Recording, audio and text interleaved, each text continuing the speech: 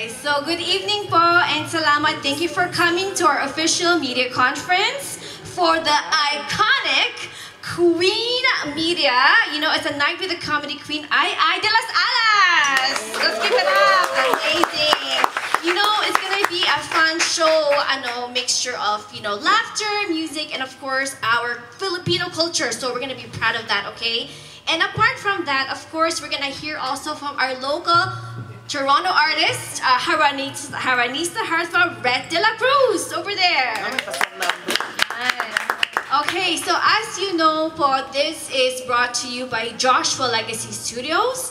And this concert, this iconic concert is coming up this Saturday at the Korean Cultural Center. So get your tickets, and tonight, we're going to hear more from Miss Ai de las Alas, get to know her up close and personal. And before that too, also, I want to give a shout out to Wilson's House of Lechon. Thank you for hosting. Yan. And I know busy po yung mga tao dito sa Canada, so salamat for coming. A shout out to our sponsors, our major sponsors, co-presented by City Center Dentistry. If you're here, give it a shout out. Hello. And also Luxury Diamond Labs. Hello. Salamat po. Miss Anna. Yeah, if you want to sparkle, check out Miss Anna. And also, we have our support by Realtor Romeo Crisostomo, GMA Sparkle, and of course, Vivian De La Cruz for our bond, and sa lahat ng other sponsors natin. Okay, let's get started. So we're gonna do a short Q&A. Okay, tapos after that, the press can, answer questions. So, welcome, Miss Ai de las Alas. How are you doing? How are you doing? I'm good. And pwede kayong magtanong in Tagalog, interpreter na lang ako dyan. Kasi mahirapan tayo. I'm good and thank you so much and I'm happy to be here. Are you excited, because we have seen you sa mga movies, sa mga TV shows. And this is a live performance here in Canada. Ano po yung ma-expect ng mga fans nyo this Saturday? Kasi nakita namin yung short clip sa Taste of Manila, pero that's just a teaser, di ba? So, oo, and medyo bitin nga. So, expect nyo na mas maiksi pa dun yung suot ko. Tsaka, expect nyo na mas pa ako dun, maharot. Harot-harot lang. And mas sexy pa. You know what? I feel like people are in awe kasi you've been doing this. You're a mainstream, comedy queen. That's your title. You've been doing this for years. So, how do you get that energy? People are like, you have a lot of energy. You have got a lot of perspectives. And you can answer in Tagalog po. I think kasi because of my lifestyle, kasi 9 years ago, na ako gluten-free, no preservative, organic. So, 30 years ago, mas malakas ako ngayon. So, that's why siguro the energy is there. And you're definitely shining, shimmering, and splendid. Yan. Tignan pa din headband niya. Ano po yung feeling na, sa mga fans nyo, I'm sure yung fans mo around the world is kind of different. Iba yung sa Pilipinas, iba dito. Ano yung mga fans mo? What are your fans like in Canada? And meron ka bang parang fan story na alala mo na nanggaling din, fan from Canada? Siguro naman in God's grace, marami naman na talaga siguro din akong fans dito. So, thank you so much. Siguro, naalala ko nga, siguro kahit mga 100, meron pa rin akong mga fans dito. So, dagdagan natin sa Saturday. Tingnan natin gawin na natin sabi nga ng SB19, dati 250 lang ang fans nila. So, ngayon napupuno na nila ang Philippine Arena. So, I think ako mga nasa 350 yung fans. 350. Sa dagdagan natin, gawin natin 500. Yan. Okay, guys. Narinig po ba kayo sa Oh, yan. Okay, go ahead. Hi, good evening. Sorry. Good evening. Good evening, Miss Ai, Miss Iconic, and Direct, and Rent. So, a question ko kay Miss Ai, by the way, congratulations dun sa past events last weekend. Oh, thank you. Walang kupas pa rin. And anyway, dahil sa fan base na yung pinag-uusapan lately, no? So, alam naman natin, iba na yung nagbabago yung audience. Paano mo pinaghahandaan yung fan base dati or yung audience dati sa mga bagong audience ngayon? Paano mong pinaghahandaan yun para makarelate yung mga bagong audience kagaya ng mga kabataan? Mga Gen Z? Yes. Meron bang mga paghahanda at kung ano man pwede nyo bang i-share sa amin ngayon? Siguro malaking factor din yung meron naman akong social media. So nakikita nila ako doon. And nagbabago din yung lahat ng mga numbers ko and performance ko. Naaayon din. Kumbaga, hindi naman ako naiiwan doon sa kalumaan. Meron din tayong mga bagong i-offer sa kanila na may excite din naman yung mga Gen Z. Pero, usually talaga, sa abroad, ang mga, hindi naman, kumbaga, ang mga patok na patok pa rin dito is yung mga Thunderbelts na kagaya namin. Kasi ang mga nanonood din naman din ay mga Thunderbelts na kagaya nila. Mga malabolta. Oo, yung mga ganun pa rin. So, happy pa rin ako. Yung mga numbers ko, nandun pa rin in between. May mga luma pa rin kasi yun din naman yung audience ko. Kumbaga, nadadagdagan lang kasi yung mga fans ko, modesty aside, nung mga maliliit pa sila ng Tanging Ina, 2003. Ngayon, mga nasa 30s na sila. 34, 35. So, yan na rin yung bumibili ng ticket. And thank you, God, na matatanda na sila ngayon. And speaking of, meron pa kaming isang question dito, but ang follow-up ko lang siguro, ano yung feeling na speaking of maybe the next generation na who's gonna go kind of work with you, maybe for Red, how does it feel like to work with the iconic Miss Ai de las Alas para sa'yo? Good evening po sa inyo lahat. To answer that question, it's truly a privilege. Parang dream come true. Grabe. No, honestly po. Like dati, whenever I watch Tita Ai sa Tanging Ina, like sabi nga niya, ngayon 30 na sila. Tama ba? Parang, oo nga. But now, the fact that I'll be able to perform on stage with the Queen of Comedy ng Philippines is truly an honor. And mas napupush ako to really do my best sa performance. Yan. So, especially for those of you who've watched my first concert, The Hits and Heartbeats, mas doble pa, actually triple pa, ng effort na bibigay ko dito kasi kasama ko si Ai de las Alas. So, yun. Okay, thank you, Red. And you have a question? I wanna add to that too, no? Yung, sino yung nagtanong? Siya ba yun? Yeah, kasi the last time that they had a photo together, sa Enchanted Kingdom pa. Oh my gosh, I saw that. Red was about 10 years old. Naalala mo ba yun, Red? 48 pa lang ako ngayon. Oo. Birthday pa na siya. So talaga ngayon, ang dream come true yan kay Red, na yung tita niya ngayon. Sobrang nag-iisang comedy queen ng Pilipinas. Kasama niya sa... Basta 48 pa lang ako ngayon. Oo, 48 ka lang. Kasi 14 lang si Red eh. Yan guys, narinig nyo yung for the record, 48 po siya. Okay, Mr. Joe, may question po kayo? For sure. Hey, Madam Ai, nice to meet you today. Yes, Mr. Joe. How are you? I'm good. How are How did you? that feel like yung sa Taste of Manila? You like that? Yes, of course. And I think it's my first time to attend the Taste of Manila. And nagulat talaga ako na ganun pala karaming tao. And ganun pala karaming Pilipino sa Toronto. But you're As not, in, parang, sabi ko nga parang EDSA Revolution. Napakadaming tao. Tapos lahat nasa kalye, ganyan, amoy barbecue. I like that reference. But you're not foreign to Filipino Americans, Filipino Canadians, because you live in the States now, right? Yeah. Kumakaya, yeah. Your title, Queen of Comedy, that's a pretty big title, big shoes to fill in. The King of Comedy, Dolphy, very iconic. How do you define Filipino comedy? What do you think is Filipino comedy? Pang Miss Universe naman yung mga tanong nyo. Oo. Ang hirap naman yun, how can you define comedy? Pero alam nyo ba na ang comedy is siya lang yung walang, ano tawag dito? Kasi di ba ang drama, meron yung mga practice, meron yung mga, kumbaga, ano ba yung ginagawa pag yung... Workshop, yes. Ang drama may workshop. Ang comedy, wala.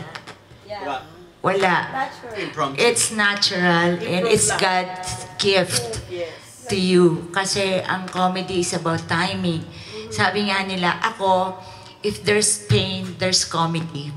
Yan pa. Malalim yon. If there's pain, there's comedy. Alam mo bakit? Ako siguro, ang definition ko nun, why? Kasi, ewan ko, pag meron akong mga pain, meron akong mga na-experience na mga, na mga masasakit, ganyan, parang lalo akong gumagaling. Parang lalo akong binibigay sa mga tao yung na maging masaya sila dahil may sakit akong nararamdaman.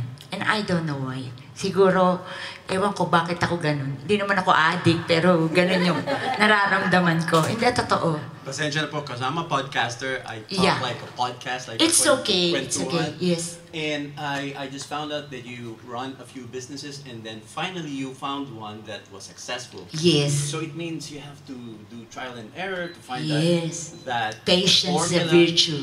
Do you think you found the formula in Filipino comedy where I think you're the only one who does Nabuhay pa hanggang ngayon.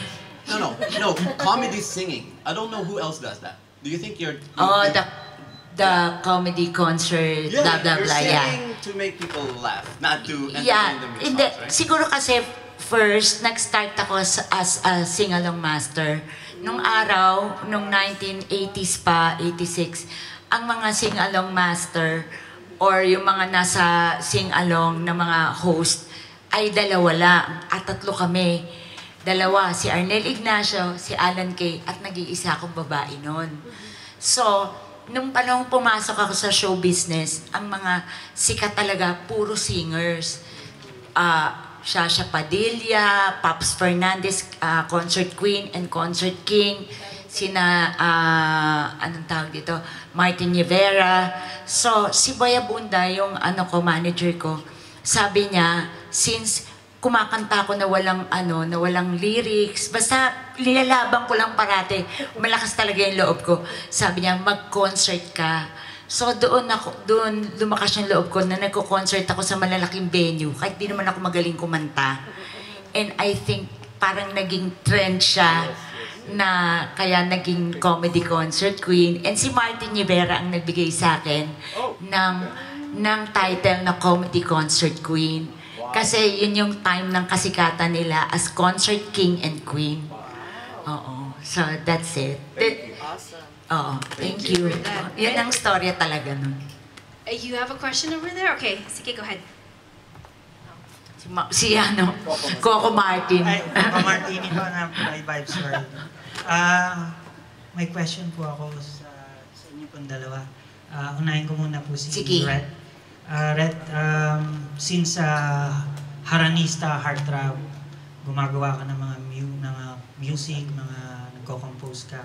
Kung sakaling gagawa ka ng music video, mayroon ka bang nasa puso na artista na gusto mo makasama sa music video?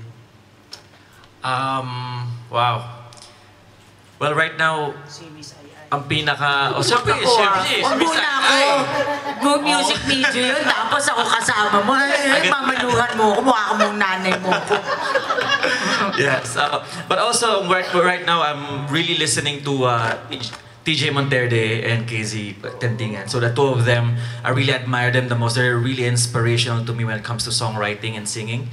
So if God allows it for me to have the opportunity to work with them, I'm sure it's not just for acting in a music video, also pati yung songwriting, inspiration, lahat yung mga ko. So yeah, si TJ tsaka si KZ. Yeah. Thank you. Thank you. Kay Miss Ai. Anong gusto mo, kuya? Menudo. Siyempre, Queen of Comedy, di ba? Meron ba kayong next movie? Susundan ba yung Tanging Ina? Or May movie akong ginagawa ngayon, pero hindi pa namin kasi masabi. Kasi hindi pa namin alam kung makakapasa kami sa Metro Manila Film Fest. But definitely, ipapalabas yun. Hindi ko lang alam kung kailan or kung kasama siya sa Metro Manila Film Fest. Malalaman niya yan. Uy, naku. Abangan namin yan. Since nandito kayo sa Toronto, meron ba planong gumawa kayo ng movie dito sa Toronto? Bakit naman hindi? Lalo na kung ipoproduce ni Vivian, tsaka ikaw. Oh, di ba? Sinali na kita. Kasama lang ako dun sa movie. Okay na yun. Yan. Magtalit. Oo. Talent ka. Ikaw ang kambal ni Coco Martin. Yes, yan. Thank you po. Ikaw si Coco Martin Marfield. Ang lumang artista. Pwede po mag-knock-knock. Sige. Ano ba naman ang kuya? Oo, knock-knock. Who's there? Minudo. Minudo who? Ano nga to? Tingnan mo, nakalimutan mo pa. Naku, patay tayo dyan. Na-starstruck ako sa baby. Pag ikaw ang komedyante, patay na tayo niyan. Sa umaga, sa gabi, sa bawat minudong lumilipas. Hinahanap-hanap kita. Hinahanap-hanap kita. Thank you po, thank you. Ano yung audition mo na, no? For the cameo mo sa movie niya? Nag-audition eh. Oh, yan. Basta Okay. sa 23, pumunta ka doon ha. Manda ka sa akin. Magpahita ka doon. Mamaya ka sa akin. You know, we have more questions po, but I have a follow-up Okay question. lang, Kasi, sige. okay lang. Kasi you talked about being a comedy concert queen, but also movies. Anong difference sa'yo? May preference ka ba? O may mas mahirap? Kasi we've seen you in both platforms. Hindi naman mahirap. Kasi pag pelikula, dati matagal siyang ginagawa. Mga 2 to 3 months ginagawa. And then, parang modesty aside, yun yung nagsisimento ng ng pagiging minsan kasi mahirap tumawid ang pagiging concert artist mo to a movie star and to a TV star. Mahirap gawin yun eh. Minsan hindi ka nakakatawid as pelikula, hindi ka nakakatawid as concert artist. Ako, in God's grace and napakabuti ng Panginoon, kasi modesty aside ulit, parang natatawid ko yon na nagko-concert ako, nagpipelikula ako, nagti-TV ako, na ang mga tao parang na-appreciate naman nila. So, thank you so much. Ang maganda lang sa concert, bayad ka agad, tsaka makikita mo yung reaction ng mga tao. Totoo, makikita mo yung... Bakit? Hindi, kasi Yung diba, iba hindi nagbabayad? hindi, no, I mean, I'm sorry, mali. Sa movie kasi, oo, binabayaran ko doon, pero matagal mo gagawin. Ang concert kasi, sasayaw ka, kakanta ka in 2 hours, immediately, nandiyan na, and makikita mo yung reaction agad ng tao na dyan. Right. Ang sine kasi, malalaman mo lang pag After nanonood ka na. ng sine. Oo. Oo. Eto, live, makikita mo, pag tatawa sila, Right. sila, pag sisigaw sila. And you can feed off the energy from the audience. Yes, too. and mabilis, pagka uuwi ka na. Eh, pag TV, pag movie, 2 months, minsan 3 mag-aano months. ka pa, magdadabing ka pa, Pero ang galing mo, magpo-promote ka pa, ganun. No, because growing up, then I watched you, and you know, people know her as Natawa ka dun sa pag gano'n yung when I'm growing up, ang lakas makatanda eh. Ako tuloy tinitingnan ko. 48 ka lang, ano ka ba, di ba? Oo, so mga 10 years old ka pa lang. Okay, yeah, pero in-explain ko na kasi comedians are so smart because they think very differently. And, you know, people know you as a comedy person, but you are great at drama. How many times have I seen you do drama and I'm crying? I mean, nakakaiyak. So, I mean, that's others, you know, may range siya, right? So, Marami kasing kasawian sa buhay ko na iniisip ko kaya naiiyak-iyak na lang din ako. may question ko kay Viv. Ano, you don't... Oo, naalala kita, dyan ka pala. Taka lang. Hindi ka na mahanap kanina. Best friend ko pala to. You've been... Dami mong best friend. Ang dami yung best friends sa Toronto, honestly. And Yes. I don't even know if it's true. Anyways, you've known... I for so long, I've heard so many like amazing stories about how talented she is. Paano mo na-develop yung concept for this Saturday? Kasi you've directed so many, you've directed Red Hits and Heartbeats. It was a great show. So what about your special BFF? Before that, Oh, Minsan nagtatanong, paano kayo naging magkaibigan? Akala nagkasama kami sa isang show in GMA. Oh. So, I was working in GMA, bata pa ako, hindi man bata, but years ago. Siya din na, tapos mahilig kami mag-chat. Pagtatanong ko, mabubuking ako sa GMA. Afterward, nagka-chat kami doon. Meron ako nakausap na ang pangalan, Carrot.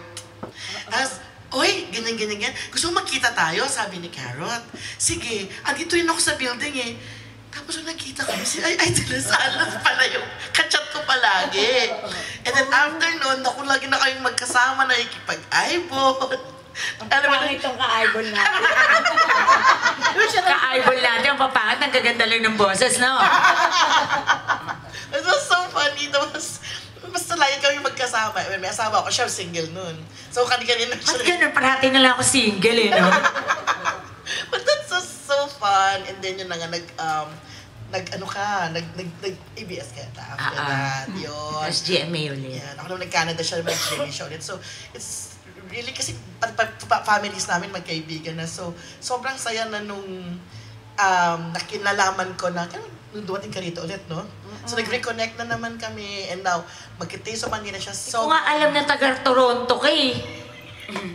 oh! May show pala ako Get Starstruck. 4 years ago, ginest ko siya. Sabi pa niya, ikaw pala producer nito, at saka kayo pa rin, ang saya, kayo pa rin mag-asawa. Kasi nung araw na magkaibigan kami, parati silang away ng away. Nagtaka ako ngayon, tapos may anak pa. Hanggang ngayon naman din. So yeah, it's such a blessing. So nung naisip ko, Idolas Alas is such an icon. Kasi pati yung mga heartbreaks niya noon, alam ko yon. Kaya iiyak. Pagdating ng TV, ang galing niya magpatawa. So tama yung sinasabi niya na hinuhugot talaga sa pain. Kaya ganyan siya kagaling. And dahil icon siya, teka muna, nilaro ko, kaya iconic. As a night with the comedy queen, Idolas Alas. So the show now revolves kasi may singers tayo na si Jessica Villarubin dapat na nakaupo dito with me. Ayan sa poster, ako yan, Charles. Kaya lang, di siya natuloy for some reason. For personal reasons, di siya natuloy. So si Ivy na dapat. Ngayon, kailangan mga vocal icons ang ilagay. So, right here is Toronto Sananista Heartthrob. May mga napanulo na rin siyang contest. And yung ipinalit ko, who's on her way, dahil galing Mississauga, her name is Ivy Joy Maniquis. She's an undefeated champion of Bagong Kampiyon. Ay, bongga. Yeah. Kaya nga, guys, you are in for a really exciting treat pagdating sa mga boses. Bongga, ang galing nila. Ikaw, ka-level mo nga, girl! Hindi, magagaling sila. Okay na ako. She also worked for ABS-CBN noon, yung Singing Bee. Kung narinig yung boses sa Singing Bee, siya yun. USC Madrigal singer siya na nagtutour. And basta magaling talaga. And of course, I combining the three of them will such be an exciting, iconic treat for everyone. Yun. Excited ako sa project. Yun na. Thank you, babe. So parang triple threat iconic, ganon. I see. Ako, sasakit ang panga nyo pag nagpapatawa ko. Amazing. Are you guys okay over there? Okay lang kayo dyan? You have more questions? We have a follow-up question from Kuya Joe. Okay. Hello, si Ordinary Joe po, Ate Ai. You know, it's amazing how we see like international stage like Jokoy making Filipinos laugh. Yes. Diba? He was born in America. And I think like music, comedy can bridge, right? Don't you think? Do you think there will be a time na it's the other way around? Filipino comedians or Filipino comedy will be consumed internationally as opposed to like Jokoy, American Filipino being consumed in the Philippines, or we have one here, Ron Josel, I don't know if you know him. Yes. Yeah, they're embraced in the Philippines by Filipinos, pero yung Filipino sense of humor, do you think that will be consumed in international stage someday? I think honestly, ako mismo, hindi ako siguro makaka-penetrate na international na Filipino-American or Filipino-Canadian. Kasi iba yung humor ko eh. Pang ano talaga ako, pang jeje mo, yung mga pang ano ko eh, pang tondo, masa ko. Hindi ko magets yung yung may mga English na joke. Hindi talaga ako marunong. Nahihirapan ako sa timing. So siguro sila, binayayaan sila ng ganon na gift na na-appreciate sila ng kapwa natin Pilipino in English form. Ako kasi talaga, ang humor ko is Tagalog. Hindi ko kayang magpatawa ng mag-i-English ako. Mag-i-English ako pero straight English. Kaya sila natatawa kasi nagbibida-bidahan ako. Yung ganon. Yung mag-i-English ako na seryoso. Doon sila natatawa kasi alam naman nila na hindi ako nagkaganon. Pero Ate Ai, follow-up ko. Sige. The reason I asked this question... Oo, okay lang. Okay, respect. Oo, respect. my daughter was born here. She grew up here. Yes. All of her friends. know And she's Filipino. laughing at me. She was. Yes. Well, no, she has one favorite Filipino movie called The Taking Ina. No. Alam ko. Wait. Lolo and the Kid. Which you were part of that? Lolo and the Kid? Hindi ko pelikula yun. Of course not. But what I'm saying is, her friends, all of her friends, her and her friends love Filipino humor. Oh. They all of her non-Filipino friends watch that movie. Oh. So I feel like Filipino humor is ready for export. Siguro I think, pag movies, kasi ang movies ay may subtitle. So kaya So your movie too could be subtitled and yes. ready for Oh, export. marami naman. Yung Tanging Ina, kagaya nga yung sinasabi ko, si Naret, yun yung mga napapanood nila noon. So, yung mga bata na nandito sa Amerika, kaya ko sila nagiging fans kasi sila yung mga batang nanood ng Tanging Ina.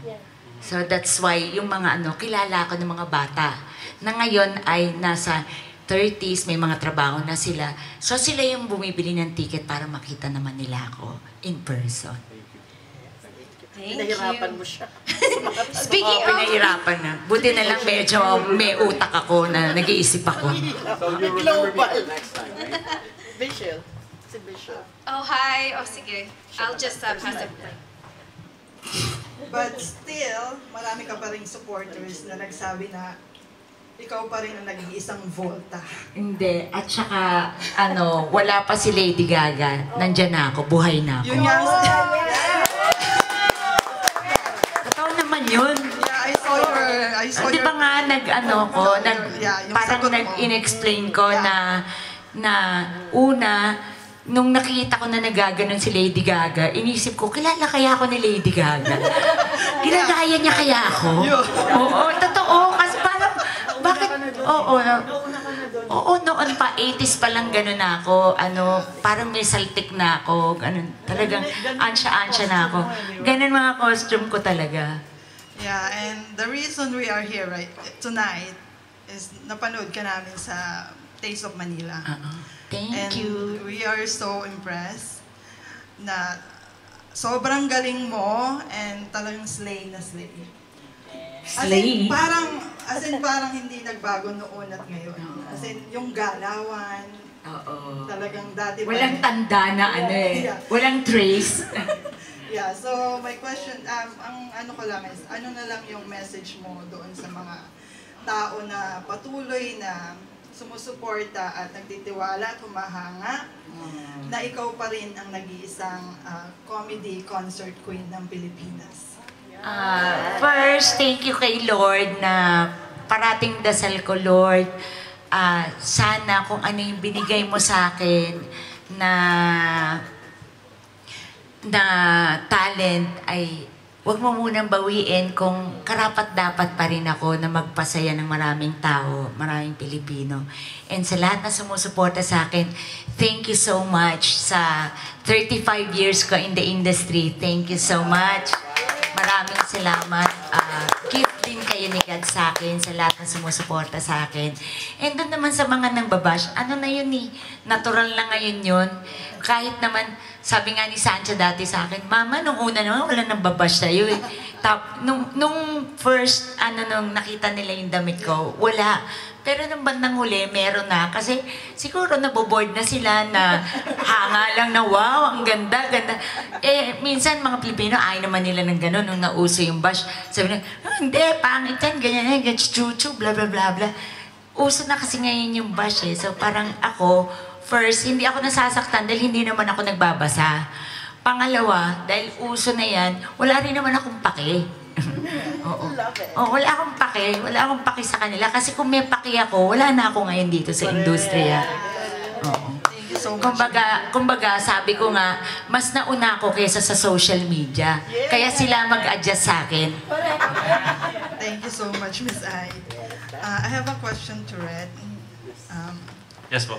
Since you are the Toronto's Haranista heartthrob, sa dami ng hinarana mo ng mga babae, sa lahat ng gigs at saka sa lahat ng concert, I saw you, I watched you. And I'm one of the fans. Kaya nga sabi ko kanina, nung inakbayan mo, huwag mong akbayan.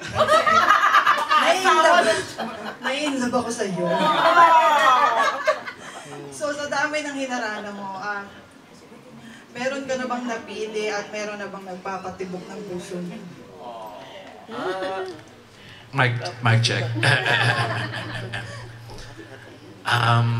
Dito po siya. Ayun po sa likod. Ayun po. Kaway ka naman, kaway. Ayun pala. Baby! Okay, so wala na pala kaming pag-asa. Wala na. Hindi, pero meron pa rin naman. Di pa naman kasal. Char lang. Thank you so Thank you. much. Thank you. Oh my God. Okay. Alright, so ikaw, Rek, do you have any, if you could steal one of II's iconic lines, meron ka ba? Oo naman. Ano yun? Sa mga fans ng Tanging Ina. Yes. Of Ano course. Yung Tenten. Si Tenten. Nahanap mo na ba si... Si Tenten. Nasa Japan na si Tenten. Oo, malaki na. Si Tenten. Nasa Japan. Nakakarinig na siya. Hindi pa rin, Char. Hindi pa rin si Tenten. Okay, meron po ba kayong questions dyan sa likod? Huwag kayong mahiya. Maging walang hiya. Hello? You're shy? Meron yata dito. Oh yeah, you have a question? Okay. Okay, ito. Ako ulit. Okay, eto. Parang takot naman ako. Okay, ito para kay Rent, Jose. Minom ka muna. Sige po. Okay. So, alam ko, nag-perform ka na, marami ka na experience, but sharing stage with the iconic Ai de las Alas, may pressure ka ba? Kung meron man, paano mo to ginagawa ng paraan pagka nagre-rehearse or... Yeah, actually, thank you po. Yeah. Well, just like what Miss Aya just said, pangalawa na namin to. We actually had a show sa Ottawa already. But the thing is, just to be honest, every show that I do, even just yung kahit mga saglit lang, I still feel the nervousness. But I just convert it to excitement. And now that said, I'm just thankful for all the opportunities that I had and for this opportunity na binigay sa akin ni God to actually perform with Miss Ai because talagang may pressure, but I have been really practicing, rehearsing every day. Kaya abangan nyo po yan sa concert. And yeah, and I just want to say thank you sa mga support din ng mga have been supporting my music career kaya talagang mas napupush ako to do better every single day. So, yeah. Okay, ito naman kay Direk naman, no? Thank you, very well said. Hindi-nervous din ako, chat. Direk V, no? So, best friend tayo kay Miss Ai, and then your son. So, paano mo make sure yung chemistry nila together na mapaghihiwalay mo yung personal relationship with a professional relationship? So, hindi ko alam kung paano mo ginagawa yan. No, kasi experience sila nung sa Ottawa 4 months ago Una, wala lang siya. Oh, ito na pala, malaki na pala si Red. Ganyan. Pagdating on stage, lumabas, sabi niya, itong batang to, kung di ko lang kaibigan ng anak nito, papatusin ko to. Hindi ko kasi siya namukhaan Koy, ang gwapo naman ang anak nito. So after na nag-break na lahat ng ice and all, parang alam mo, trabaho and tsaka saluhan, siguro, parang talented din they know. Sasakyan naman ito. Siguro natin nung bago-bago pa siya, baka natakot. Kaso hindi, sasakyan niya Tsaka, basta maganda yung gagawin nila ngayon. Okay. Ito, abangan niya yun. And then, last question to Miss Ai again. So ito, napanood ko to kay Roderick Paulate, no? Tinanong sa kanya to. Ngayon, tatanong ko sa iyo ngayon. So, sa iyong palagay, sa mga artista o komedyante na babae sa kanilang henerasyon ngayon na mas bata, sa tingin mo, sino yung medyo susunod sa yapak mo or kahalintulad ng gagawin mo sa mga susunod na taon? Pag yan yung sinasabi na yung papalit or ganyan-ganyan, ako naniniwala ako na in every star na or isang mga iconic or mga matatanders na mga celebrity, wala namang papalit dyan sa mga yan eh. May mga darating na iba na meron silang sarili nilang pagiging star. Walang papalit kay Tito Dolphy, walang papalit kay Vic Soto, kahit sino, Sharon Cuneta, Ate V, nor Ate Guy, Reggie, lahat yan, walang pwedeng pumalit dyan sa mga yan. May darating, pero meron silang sariling star na sila lang ang meron. Okay. Pa-punchline lang ako Yes. Kung sila napapatawa mo kung pinayak mo ko isang beses. Saan? Meron kang sitcom kasama si Vic Soto tsaka si Rosana Roses sa GMA. 143. Yes, lumipat ka sa kabilang istasyon, Malabo, sa probinsya namin yung stasyon natin. Oo.